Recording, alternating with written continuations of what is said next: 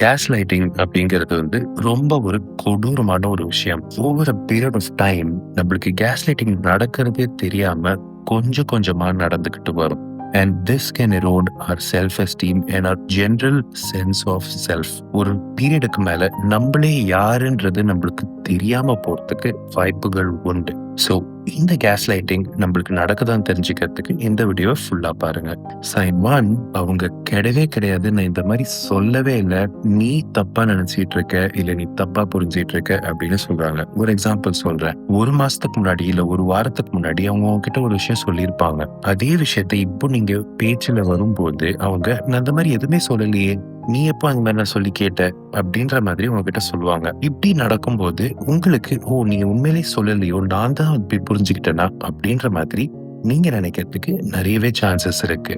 Sine two, அவங்க உங்களை ஏதாவது ஒரு விஷயத்துக்காக அப்செட் பண்ணியிருந்தாங்கன்னா, யூ மைட் திங்க் தட் நீங்க அவங்க கிட்ட இதை பத்தி பேசினா அவங்க இதை புரிஞ்சுக்கிட்டு உங்ககிட்ட சாரி சொல்லுவாங்கன்னு. ஆனா கேஸ் லைட் பண்றவங்க எப்பவுமே அந்த ஸ்கிரிப்டை உங்க மேல ஃபிளிப் பண்ணி, you are too sensitive or you are always looking to attack me அப்படின்ற மாதிரி அந்த கதையை மாத்தி எழுதி உங்களை அவங்க கிட்ட அப்பாலஜி பண்ண வச்சுட்டு அவங்க எஸ்கேப் ஆயிருவாங்க.